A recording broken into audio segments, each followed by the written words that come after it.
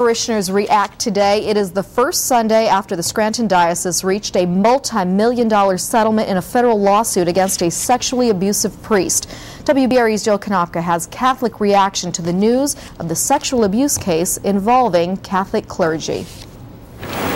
After 2 days of testimony, the Scranton Diocese had heard enough before reaching a $3 million federal civil settlement with its victim of priest sex abuse.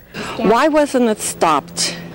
Who was actually taking care of the diocese? Albert Liberatori, a tainted man of God, was front and center of this covered-up scandal. You cannot hide matters like this. Magdalene Iskra has attended Sacred Heart Church in North Wilkes-Barre all her life. When this is going to end? Are there more going to come out? Still much more forthcoming.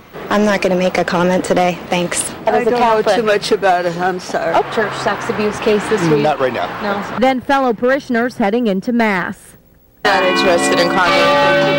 About what? The church sex abuse? Yeah.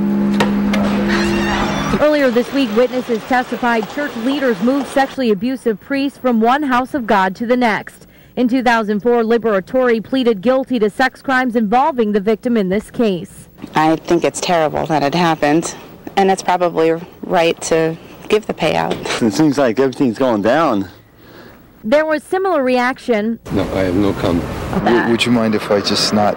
After Mass at St. Mary's Church of the Immaculate Conception. Did they discuss it at Mass today? No. If anybody does lose their faith over it, I think it's ridiculous. I mean, people have their faults. For Magdalene Iskra, all she hopes for is to preserve her religion and... If we got the $3 million to save our church. In Wilkes-Barre, Jill Konopka, WBRE News. Jill also tells us some parishioners did express concern with where the settlement money will come from. Earlier this week, the Scranton Diocese assured us that parish money would not be used.